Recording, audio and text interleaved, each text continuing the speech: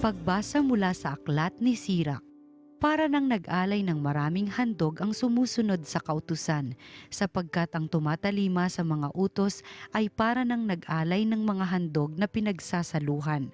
Ang tumatanaw ng utang na loob ay para nang naghahandog ng mainam na harina, at ang nagkakawang gawa ay para nang nag-alay ng handog ng pasasalamat.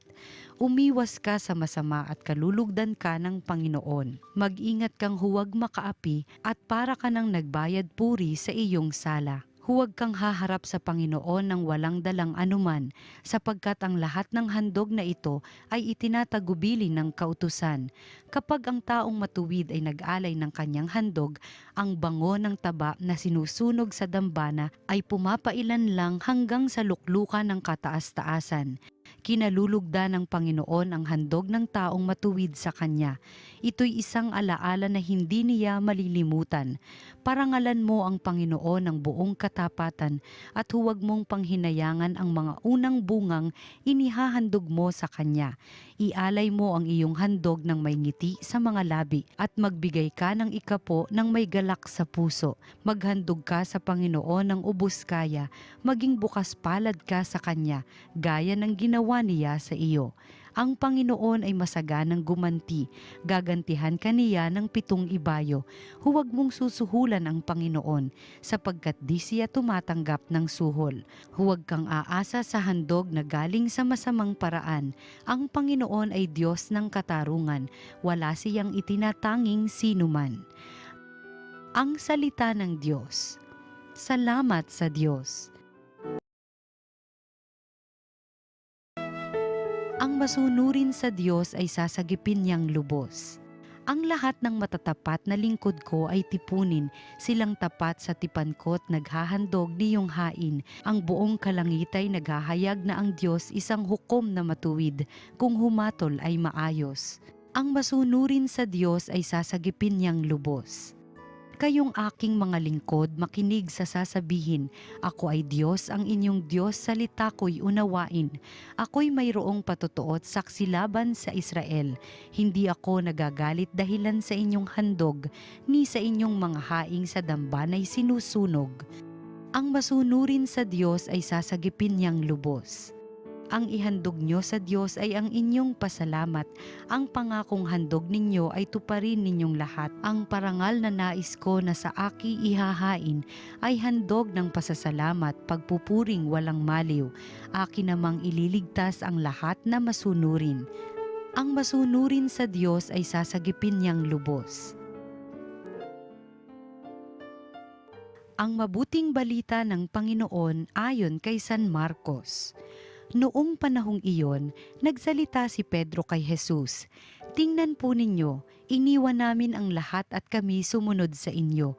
Sinabi ni Jesus, "Tandaan ninyo ito, ang sinumang mag-iwan ng bahay o mga kapatid, ina, ama, mga anak, mga lupa dahil sa akin at sa mabuting balita ay tatanggap ng makasandaang ibayo sa buhay na ito. Mga bahay, mga kapatid, mga ina, mga anak, at mga lupa, ngunit may kalakip na pag-uusig. At sa kabilang buhay ay magkakaroon ng buhay na walang hanggan. Ngunit maraming nauuna na magiging huli at maraming nahuhuli na magiging una." Ang mabuting balita ng Panginoon. Pinupuri ka namin, Panginoon. Magandang araw mga minamahal naming kapatid. Ako po si Father Paul Jacome from the Archdiocese of Manila. Samahan po natin ang bawat isa sa atin pong pagninilay sa salita ng Diyos, salita ng buhay. Natapos po ang ebanghelyo kahapon sa tagpuang ganito, no?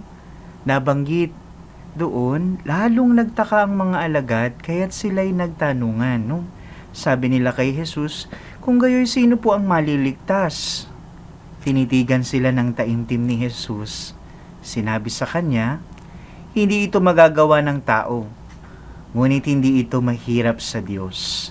Magagawa ng Diyos ang lahat ng bagay. Kaya nga ang paanyaya sa atin mga minamahal kong kapatid, sa pagpapatuloy po ng ebanghelyo na ating narinig sa araw na ito, no? Sumagot rin si Pedro.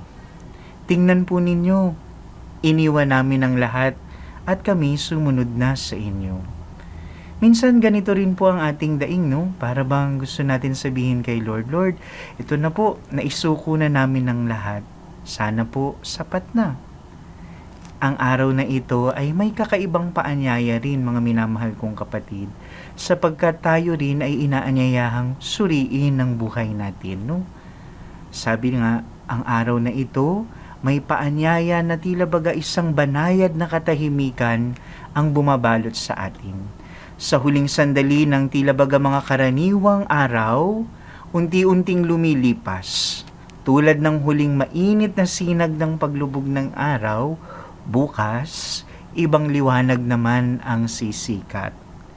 Kaya nga po, bukas, ipagdiriwang natin ang Miyerkules ng Abo, ang simula ng Kwaresma, ang simula ng papagpanibagong paglalakbay ng ating kaluluwa rin.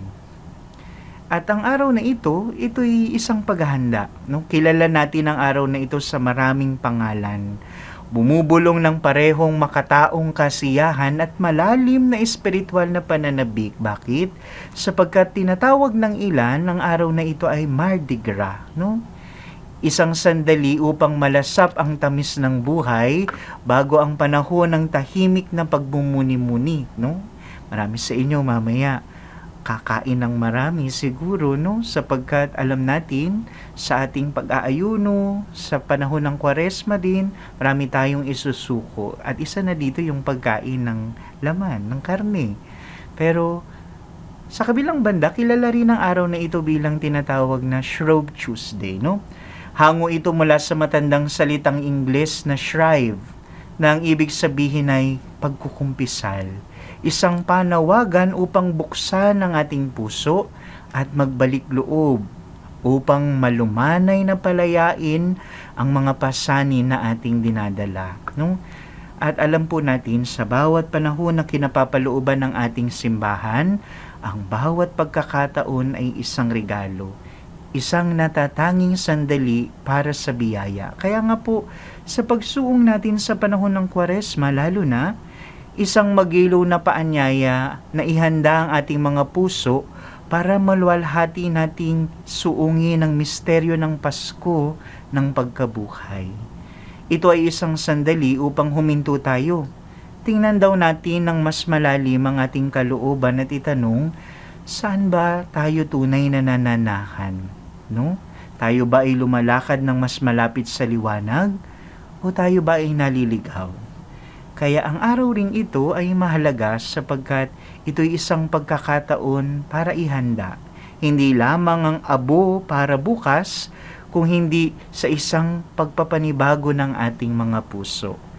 Tulad ng paghahanda natin para sa mahalagang kaganapan sa buhay natin, dapat po inihahanda rin natin ang ating kaluluwa. No? Pag-isipan natin, paano ba natin yayakapin ang banal na panahong ito? No?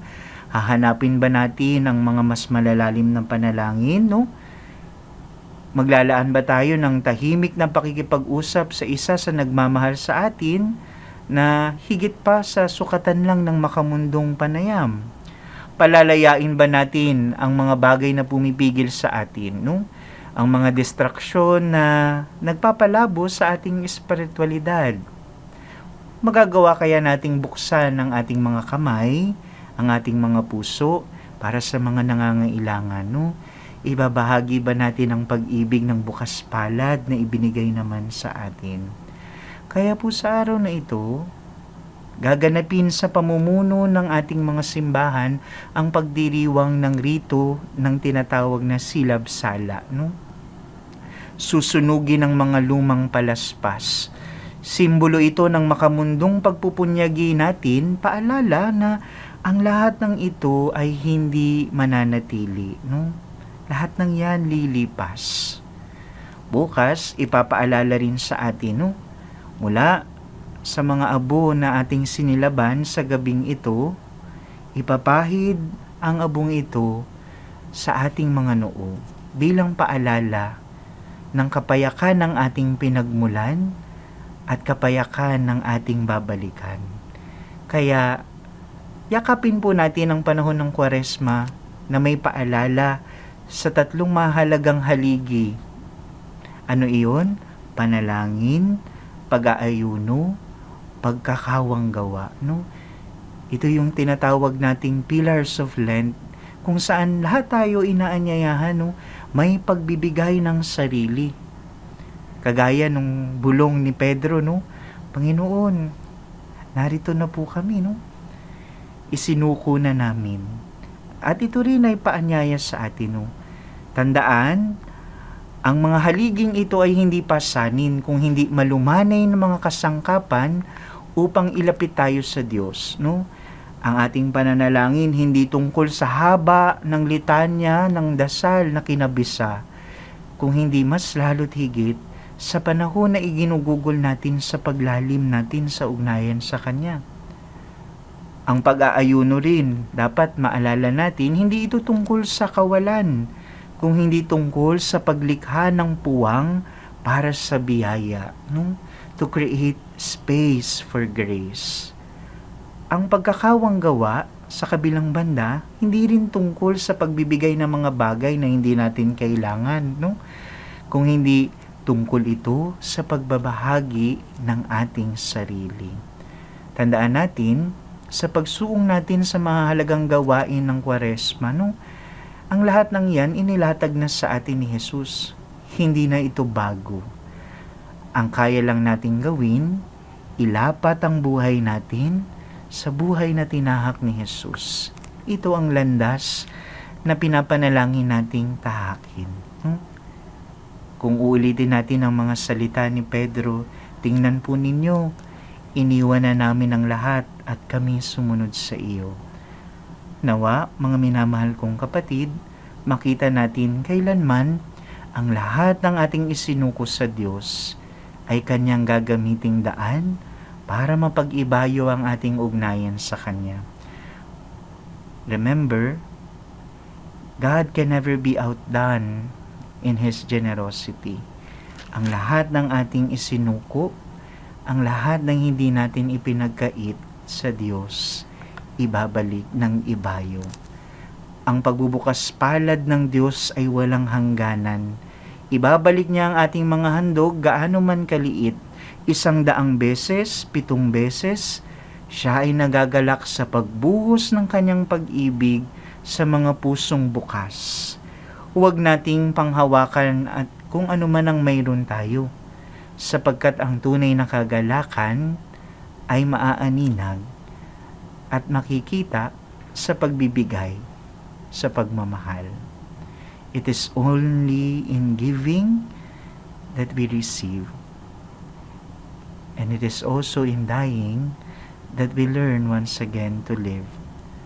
Mga minamahal naming kapatid, sa paglalakbay natin sa panahon ng Kwaresma, hiramin natin ang mga katagari ni San Pedro. Ngunit, sa pagsambit natin, Panginoon, narito na po ang aming mga isinusuko sa iyo.